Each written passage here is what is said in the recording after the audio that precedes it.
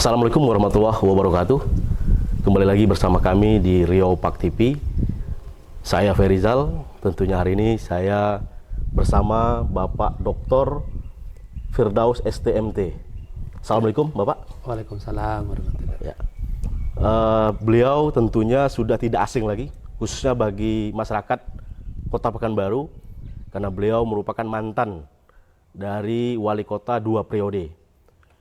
Nah, sebelumnya kita langsung saja nih Pak, mau diskusi bincang-bincang pada hari ini.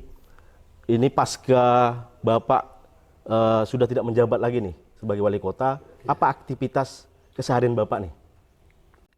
Alhamdulillah, sejak 23 Mei 2022 saya mulai memasuki pensiun, kemudian secara kedinasan dalam menjalankan pemerintahan selesai. Tetapi di dalam kehidupan sehari-hari aktivitas tidak jauh beda juga.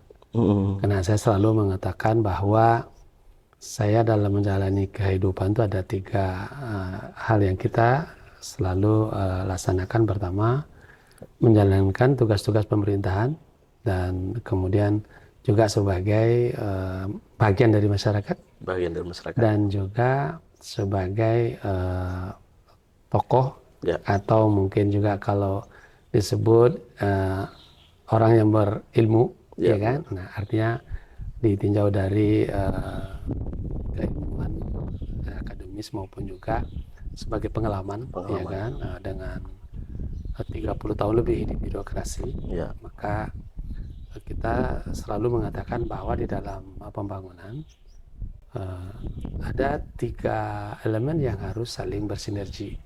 Umaro, ulama, umat. Benar. Nah, peranan saya sebelumnya kan 3. Ya, sebagai umaro, 10 tahun. Kemudian ya sebagai ulama sampai hari ini, ya kan? Dengan pengalaman dan keilmuan untuk berbagi. Dan kemudian ya umat menjadi bagian dari masyarakat. Nah, oleh sebab itu peran yang 2 ini saya tetap jalankan untuk bersama-sama dengan pemerintah, ulama, dan masyarakat umat membangun Pekanbaru kita cinta, Indonesia, dan Provinsi Riau yang kita banggakan. Ya, artinya walaupun sudah pensiun, tapi tetap Pak ya, hari ini bersentuhan langsung nih dengan orang-orang yang berada di Pemko Pekanbaru khususnya. Nah, penglihatan Bapak nih, pasca Bapak pensiun, dengan kondisi Kota Pekanbaru hari ini seperti apa Pak? Kita bersyukur ya bahwa kemajuan pembangunan dan juga pertumbuhan ekonomi, walaupun dan juga pertumbuhan penduduk pasca pandemi COVID ini kita juga sangat tinggi. Dan bahkan kalau di pertumbuhan ekonomi kita lebih tinggi dari Riau dan rata-rata di Provinsi Riau dan juga di nasional. Ya, 2022-2023, ya kan? Nah, artinya karunia Allah ya kepada negeri kita dengan aktivitas ekonomi yang baik, sehingga juga pertumbuhan dan juga kesejahteraan kita harapkan juga lebih baik ke depan. Ini kan banyak nih prestasi-prestasi yang udah Bapak torehkan semasa 10 tahun menjabat nih. Tentu harapan Bapak ini kan bisa dilanjutkan, bahkan lebih baik lagi kan gitu Bapak. Nah, kalau tidak salah di tanggal 27 November 2024 ini kan ada Pilwakun ini Pak. Harapan Bapak sosok pemimpin seperti apa nih yang akan melanjutkan pembangunan yang ada di Kota Pekanbaru ini Pak? Pembangunan Kota Pekanbaru ini tak lepas dari pembangunan secara nasional. Maka yang menjadi cita-cita utama kita, bangsa Indonesia, yaitu 2045. Tahun 2045 adalah genap 100 tahun. Indonesia merdeka. Maka itu adalah peluang emas bagi bangsa kita untuk kita masuk di dalam kelompok negara ekonomi maju dan sejahtera. Maka 2045 kita menjadi, bahkan berpeluang menjadi ranking 4 dari 7 negara kuat ekonomi dunia. Maka oleh sebab itu pembangunan Indonesia, ya kan, dimulai dari tingkat kabupaten kota, provinsi, dan pusat, ini harus satu gerak langkah, atau satu visi, yaitu Indonesia Maju. Indonesia Maju. Nah, alhamdulillah pemilihan presiden dan wakil presiden periode yang lalu dimenangi dengan suara terbanyak oleh 02 02 dengan visi Indonesia Maju. Nah, jadi cocok lah ya dengan apa yang menjadi visi beliau, dan Allah juga sementara ini memberikan perolehan suara terbanyak. Ya, kalau kan belum, MK belum selesai. Belum selesai, masih berproses itu, Pak. Ya. Maka oleh sebab itu pembangunan untuk Pekanbaru ini tidak lepas dari apa yang menjadi peluang kita di 2045 itu. Ya, maka kita harus meningkatkan daya saing daerah kita dengan persiapan untuk kita nanti bertransformasi dari kota metropolitan hari ini menuju ke megapolitan di 2045. Nah, salah satu indikatornya sebagai kota metropolitan kita sudah di atas 1 juta penduduknya mulai dari 2016.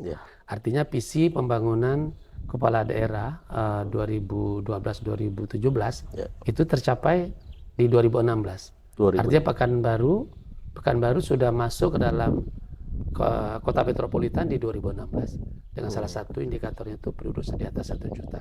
Nah, insya Allah 2035 itu kita sudah di atas 4 juta, dan bahkan 2045 itu diperkirakan kita tuh sekitar 5 juta.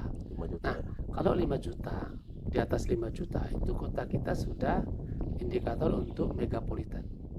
Nah, kemudian pembangunan Pekanbaru ini tak lepas dari kawasan.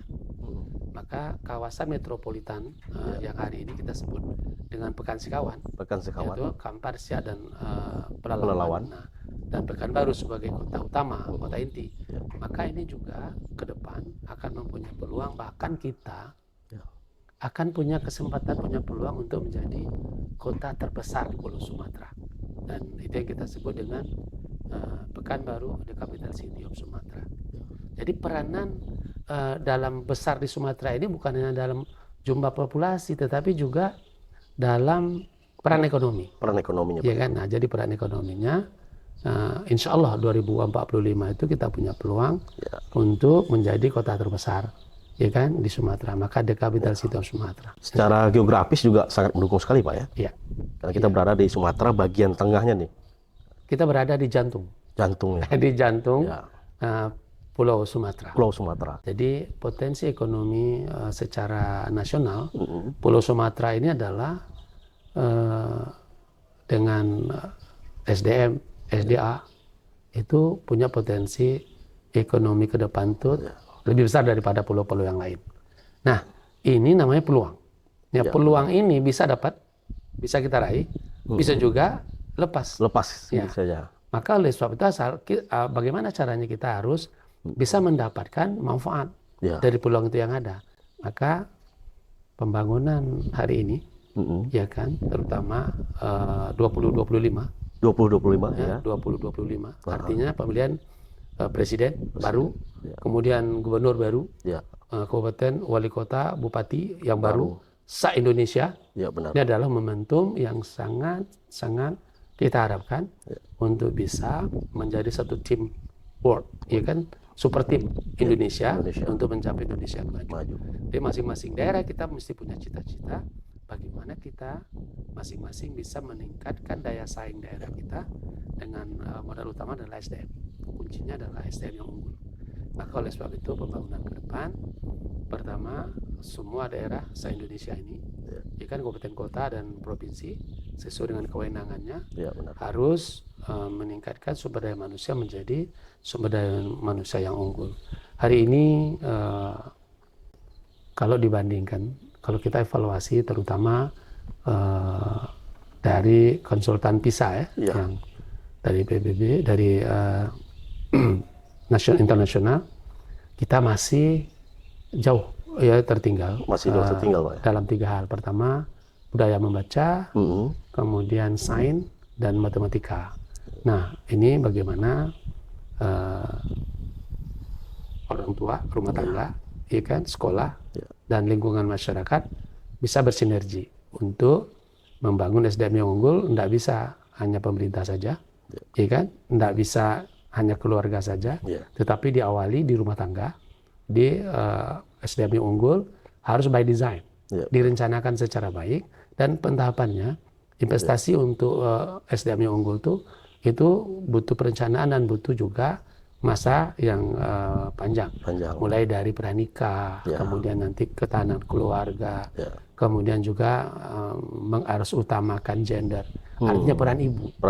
Ya kan? Nah, peran ibu ini diberikan kesempatan yang baik untuk menjadi guru, membangun karakter bagi anak-anaknya di rumah tangganya sendiri. Kemudian baru lingkungan sekolah, kemudian lingkungan masyarakat. Maka oleh sebab itu, bila ini sudah bersinergi semua, insya Allah kita akan mampu menyiapkan SDM yang unggul, pemimpin-pemimpin yang unggul, dan juga modal pembangunan dari masyarakat kita, generasi milenial dan juga Gen Z, ya kan, dengan ilmu pengetahuan dan juga keterampilan dan penguasaan terhadap teknologi dan IT, itulah nanti akan menjadi modal yang paling besar untuk kita mencapai peluang kita untuk jadi negara maju. Maka salah satunya adalah bagaimana pemerintah harus mampu menciptakan lapangan kerja. Nah, ya benar, Pak. Menyediakan lapangan kerja dengan jumlah penduduk kita nanti sekitar 300 juta. Dan 70% itu adalah angkatan kerja. Maka oleh sebab itu, dengan SDM yang unggul ini, kita harapkan mampu mengisi lapangan pekerjaan di dalam negerinya sendiri, dan juga mampu mengisi kesempatan lapangan pekerjaan di luar negeri. Karena hari ini, pada 2045 itu nanti, Indonesia 70-30. 70 angkatan kerja produktif, dan 30 lansia. Nah, kalau di negara-negara maju, di Eropa, di Asia, dan juga di Amerika, tahun 2045 itu nanti, lansianya 70. Angkatan kerjanya 30. Jadi mereka akan kekurangan. Benar. Kan SDM untuk tenaga kerja mereka, sehingga mereka butuh. Maka disitulah kita nanti bisa untuk bekerja, mengisi di negeri, dalam negeri, dan juga luar kita dengan tenaga kerja yang berkualitas. Tidak lagi menyediakan lapangan kerja dengan kelas rendahan. Benar. Tetapi kita mengisi yang tenaga kerja yang berkualitas tinggi, dan juga dengan penghasilan yang tinggi, salary yang tinggi. Artinya banyak peluang-peluang sebenarnya, Pak, ya. Dengan persiapan yang matang tentunya dari sekarang. Nah, kalau memang ini menjadi perhatian semua, mulai dari pemerintah bahkan seluruh SDM kita sebenarnya, tentu kita mampu menjawab tantangan ke depannya. Nah, khusus untuk Pekanbaru, 10 tahun kami bersama Ayat dan Pak Ayat juga rekan-rekan kan, legislator maupun juga jajaran pemerintah kota, kita sudah meletakkan fondasi. Untuk SDM tadi juga, bahkan kalau kita hitung dengan indikator anggaran, kita 10 tahun itu untuk dinas pendidikan itu kita lebih dari 38% rata-rata per tahun. Besar, Pak, ya? Nah, undang-undang mengisyaratkan kan 20 minimal. Ya, benar. Nah, kita di atas 38 bahkan. Nah, kalau di total semua, pendidikan, kesehatan, kemudian juga pemberdayaan. Nah, itu kita lebih dari 50%. Infrastruktur, walaupun saya ini background-nya orang infrastruktur, ya kan? Iya, benar. Birokrat dari pemerintah provinsi ya, terakhir kepala dinas PU. Artinya bukan saya ego dengan condong ke infrastrukturnya, sektor ya kan. Walaupun infrastruktur itu juga bagian penting untuk meningkatkan daya saing. Benar. Tetapi lebih penting lagi sumber daya manusia, karena itulah modal utama dalam kita membangun. Kemudian baru infrastruktur dasar, accessibility itu jalan udara, laut, dan darat. Kemudian air bersih, sanitasi, listrik, dan telekomunikasi. Ini adalah infrastruktur dasar yang harus disediakan oleh pemerintah. Agar kita mampu meningkatkan daya saing, agar daerah kita menjadi daerah yang berdaya saing tinggi. Oke, berarti selain dari mempersiapkan SDM, tapi kan tidak bisa dipungkiri juga, Pak, di masa Bapak menjabat lah terwujud kantor wali kota baru nih di Tenayan sana. Artinya masyarakat tahu di masa Bapak menjabat lah, hari ini Kota Pekanbaru memiliki gedung yang luar biasa nih, megahnya. Mungkin konsepnya boleh sedikit Pak berbagi lagi dengan pemirsa Reopak TV. Membangun pusat pemerintahan, pengembangan pusat pemerintahan dari Sudirman. Ya kan? ke Bandar Raya Tenayan ini. Tenayan. Ini bukanlah membangun sebuah pusat pemerintahan, bukan, bukan. Kita membangun sebuah kota baru, iya kan? Kota masa depan. Kota masa depan. Iya kan? Nah, ini yang kita sebut dari sekarang tuh Bandar Raya. Bandar Raya Tenayan kan? Nah, Bandar Raya Tenayan ini akan kita gerakkan dengan lokomotifnya pusat pemerintahan. Pusat pemerintahan di sini. Nah, jadi pusat pemerintahan ini kalau kita pakai filosofi kereta api, iya kan? Nah, itu lokomotifnya ya. Pusat pemerintahan. Ya. Nah, nanti dia akan tarik gerbong. Ya kan? Apa gerbong utamanya? Ya. Itu adalah kawasan industri Tenayan. Ya kan? Untuk sementara, untuk tahap pertama, kawasan industri Tenayan itu di dalamnya sudah berproduksi pembangkit listrik, 2 pembangkit listrik, benar. PLTU dan PLTGU. Nah, totalnya 945 megawatt. Dan suplai untuk kebutuhan listrik Provinsi Riau 900 megawatt itu 55% disuplai dari Pekanbaru. Ya kan? Terutama kita ditambah 495 di sini, ditambah lagi yang lama. Nah, itu kita lebih 500 mega. Artinya lebih dari 50% kebutuhan listrik Provinsi Riau dan interkoneksi Sumatera itu disuplai dari kawasan industri Tenayan Raya. Ya kan? Luar kita biasa, sudah berproduksi per tahun. Nah, kemudian dengan tahap pertama dari 3.000 hektar yang direncanakan, 1.500 semua hektar itu untuk hilirisasi dari CPO, kelapa sawit. Nah, itu dalam perencanaannya direncanakan dari luas lahan 1.550 itu dengan hilirisasi 2 juta ton, 2.000 ton per tahun. Per tahunnya. Ya.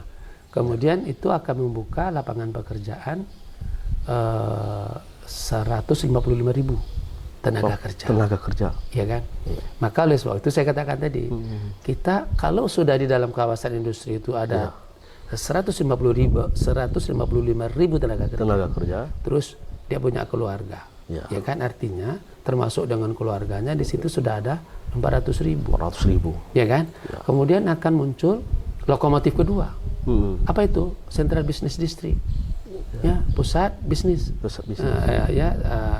Di situ ada pusat pembelanjaannya, ada universitinya, ada rumah sakitnya, ada pokoknya kota modern. Nah, yang kita dengan konsep kota modern.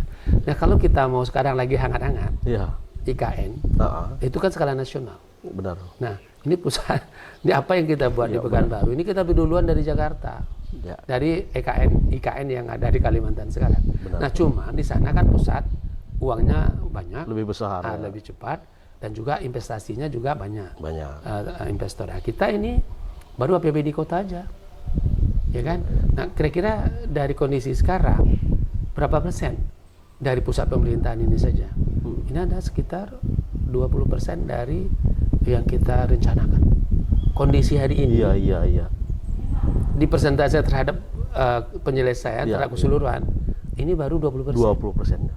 Ya kan? Ya, benar. Bayangkan. Jadi 80% lagi belum. Ya, nanti kan apa saja, ada DPRD sebelah sana. Sebelahnya. Ya kan, ada nanti rumah dinas wali kota, wakil wali kota, gedung daerah. Ada danau yang ini yang di belakang kita ini danau. Danau ya. Ya, cuman kan belum selesai aja diganti rugi semua. Nah, ini danau ini nanti bisa untuk jadi sumber air baku, bisa juga untuk wisata. Wisata, benar Pak.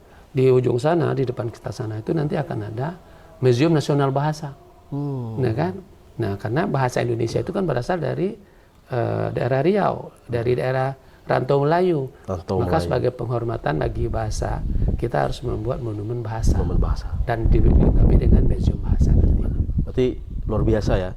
Di sebelum IKN itu diwujudkan, ternyata Pekanbaru lebih duluan nih. Karena memang prosesnya Pekanbaru tentu lebih cepat di IKN dibandingkan Pekanbaru. Tapi konsepnya sudah luar biasa nih Pak. Jadi memang jejak sejarah yang ditinggalkan Pak Firdaus selama menjabat ini luar biasa hingga dilanjutkan nih oleh pejabat-pejabat yang nantinya akan memimpin Kota Pekanbaru khususnya. Jadi kita harapkan wali kota berikutnya nanti pemimpin-pemimpin yang visioner. Ya, kita harapkan generasi. Saya jadi wali kota umur 51 tahun. Nah, ya saya harapkan nanti yang jadi wali kotanya umurnya di bawah 50 tahun. Lebih energik lagi. Ya kan, nah, ya kan. Pak Rusli Zainal jadi gubernur 45 tahun. 45 tahun lebih muda lagi, lebih muda lagi. Nah, maka kita harapkan wali kota nanti ya generasi muda yang juga punya visi, ya kan, yang bisa melihat, ya kan, ke depan, ya kan, kita akan seperti apa. Nah, sekarang kita kan sudah ada tadi goal yang akan kita capai bersama, Indonesia Maju 2045. Maka dalam masa penggalan 4 kali 5 tahun ke depan, maka ini adalah tahapan-tahapan dari kepala daerah untuk mewujudkan periode dari kepala daerah itu sendiri. Nah, pondasinya sudah kita siapkan, tinggal lagi meneruskan. Semoga program pembangunan yang berkelanjutan itu dapat dilaksanakan. Jadi bukan seperti di pompa bensin, ya kan? Selesai diisi penuh, kembalikan nol lagi.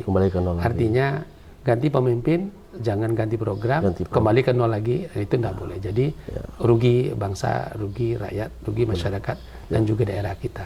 Jadi konsep pembangunan berkelanjutan harus. Nah, ya kita pahami dan kita bersama-sama punya komitmen untuk yang terbaik untuk bagi Indonesia. Khusus untuk Pekanbaru. Ya kan? Ini khusus Pekanbaru, Pak ya. Kita belum bicara Riau nih, Pak ya. Mungkin kalau bicara Riau lebih besar lagi nih cakupnya. Karena ada yang mengatakan, wah kami punya keterbatasan ketika kami menjabat sebagai bupati nih misalnya. Karena ada batasan-batasan kebijakan, tapi beda kalau udah jadi gubernur nih, kan gitu Pak. Mungkin nanti kita akan membahas nih sampai ke sana. Kita hari ini sudah berbincang nih mengenai Pekanbaru sendiri bersama Pak Firdaus. Beliau yang sudah 10 tahun mengenal benar kota Pekanbaru ini. Tentu harapannya tadi seperti Bapak katakan, bukan kembali lagi kepada nol, tapi lanjutkan. Karena ini mampu menjawab tantangan ke depannya. Karena hari ini kita berada di Bandar Tenayan, Pak ya. Bandar Tenayan, tepatnya di Masjid Al Firdaus. Jadi kami, Firdaus saya, 2 periode itu justru tidak hanya berucap seperti tadi, kami membuktikan bahwa kami melakukan konsep pembangunan yang berkelanjutan. Contohnya, kawasan industri Tenayan itu bukan gagasan saya, bukan gagasan kami dengan Pak Ayat. Itu gagasan sebelumnya nih Pak? Ya, Bapak Wali Kota Usman Affan. Ya kan? Itu gagasan Wali Kota 1991 sampai 2001, Usman Affan. Ya kan? Nah, benar. Apa karya beliau? Kebijakan yang beliau buat itu membuat peraturan daerah yang mencantumkan di dalam peraturan daerah itu rencana ya kan, pembangunan kawasan industri. Hanya baru perdanya saja. Iya, benar sekali. Ya kan? Nah, kemudian siapa yang melanjutkannya? Bapak Wali Kota kita, Pak Herman Abdullah. Pak Herman naik 2001, maka 2002-2003 beliau beli tanah yang sudah ada di dalam perda yang disusun oleh Wali Kota Usman Affan. Ya kan? Artinya 7 tahun setelah ditetapkan perda, Pak Usman Affan yang sampai di situ dia tidak beli tanah, dia tidak beli apa. Jadi baru sekdanya yang naik jadi Wali Kota Pak Herman Abdullah. Nah, kemudian dia tidak lanjuti, ya kan? Nah, kemudian setelah itu dibeli tanah, hanya tinggal begitu saja. Pak Herman menjelang akhir masa jabatannya 2010 juga tidak melakukan proses-proses berikutnya. Belum dieksekusi lah ya. Nah, belum dieksekusi. Jadi tapi dia sudah berbuat dengan pengadaan tanah walaupun itu belum tuntas. Tetapi sudah ada. Inilah tugas kami dengan Pak Ayat. Ini harus kita jadikan. Jadi kita selesaikan penguasaan tanahnya. Kemudian kita perizinannya kita urus, kita selesaikan semua, komunikasi dengan kementerian-kementerian di pusat yang terkait, sehingga masuklah kawasan industri Tenayan itu menjadi salah satu dari 27 kawasan strategis, kawasan ekonomi baru yang strategis secara nasional. Jadi artinya proses sampai ke tahap itu bukan mudah. Bukan mudah. Nah, salah satunya juga dalam penyediaan infrastruktur tadi, pembangkit listrik PLTGU itu, ya kan 275 megawatt, full investasi, itu biayanya 4,3 triliun. Ya. Bukan APBD, bukan APBN, enggak, full investasi. Investasi full ya? Iya. Ya kan Medco. Luar biasa. Alhamdulillah. Jadi itu kira-kira.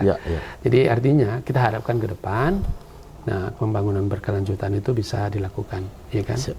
Nah, bukan hanya di Pekanbaru, harapan kita di Riau khususnya, dan Indonesia. Ya kan? Alhamdulillah ya, kita sudah masuki hari yang keberapa nih? 17 atau 18 ya? 18. Nah, semoga 18 hari yang telah kita lewati, semua amal yang kita kerjakan, amal baik kita tentunya diterima Allah Subhanahu wa taala, dan kita memohon kepada Allah diberikan kesempatan untuk kita, kepada kita semua sehat walafiat dan juga panjang umur sampai ke Syawal, sampai ke tahun Ramadan berikutnya lagi, ya kita harapkan. Dan mari kita isi siang dan malam Ramadan ini di bulan mulia ini dengan menebar kebaikan, ya kan, menebar amal kebaikan, sehingga tidak ada waktu bagi kita yang berlalu tanpa nilai ibadah di sisi Allah Subhanahu wa taala. Maka satu kebaikan yang kita berikan, ya kemudian Allah akan balas dengan ratusan, ya minimal 700 ya, kebaikan dari setiap satu kebaikan yang kita lakukan. Maka oleh sebab itu, mari kita muhasabah diri dan juga tingkatkan selalu, ya kan, ini kualitas, kuantitas dan kualitas ibadah kita kepada Allah Subhanahu wa taala. Semoga nanti di awal Syawal kita menjadi orang-orang yang muttaqin. Terima kasih. Baik, kita sudah bincang-bincang nih, menggali lagi mengenal sosok Pak Firdaus. Tentu kita akan lanjut nih, karena banyak hal yang mungkin akan kita bahas lagi bersama Pak Firdaus, karena banyak pemikiran-pemikiran beliau tentang pembangunan, khususnya dulu Pekanbaru. Kita harapkan nanti lebih melebar lagi ke Provinsi Riau. Tapi kita cukup sampai di sini dulu. Kita mengucapkan terima kasih. Mungkin di bulan puasa ini, alhamdulillah lancar Pak ya. Alhamdulillah.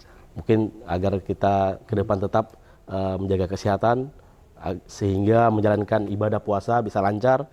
Baik, kami dari Rio Pak TV mohon undur diri. Wabillahi taufiq wal hidayah. Wassalamualaikum warahmatullahi wabarakatuh. Waalaikumsalam warahmatullahi wabarakatuh.